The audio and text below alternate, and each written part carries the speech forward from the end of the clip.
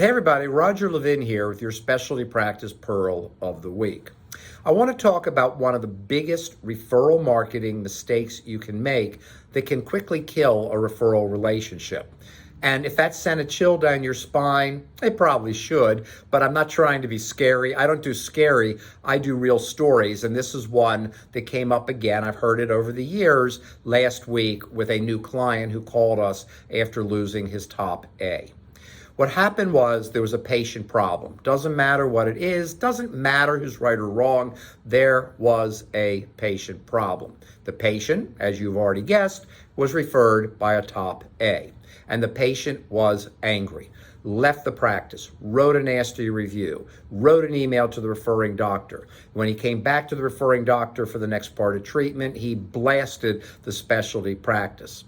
Unfortunately, a lot of this was caused by a front desk person in the specialty practice. Again, I wasn't there. I'm not judging. I'm not blaming. I don't do any of that. Either way, they knew the patient was not happy. And bottom line is they did nothing. We tend sometimes to ignore the negative, hoping it will go away, or we're paralyzed, or we're embarrassed and we don't want to talk to that referring doctor about it. That's the big mistake. If you have a patient problem, rule for life, you get to the referring doctor ASAP and you figure out how to make that problem go away. I've said in specialty seminars for years, the number one thing a general dentist wants from a specialist is no problems. We build referral marketing with a program that builds incredible relationships with referring doctors. It works almost every time.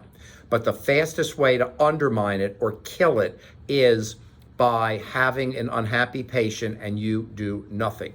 You need to get to that referring doctor, always remember this, ASAP.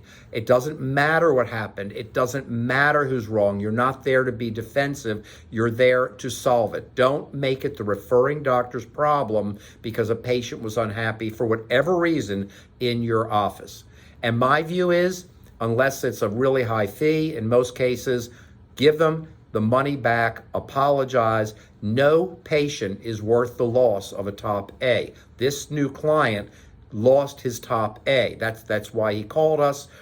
He wanted to know how to get them back, but he also knew he needed to build up his referrals with the loss of a top A. And I told him, and I will tell you, once you go too far down a problem road, sometimes there's no guarantee you will get them back because the referring doctor is now embarrassed and angry and they are blaming you.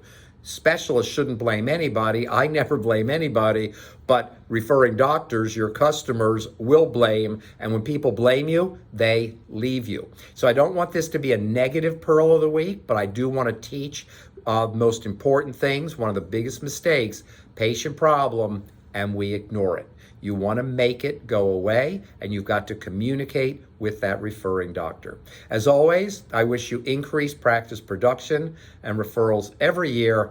And next week, I promise a positive pearl of the week. I'll see you next week.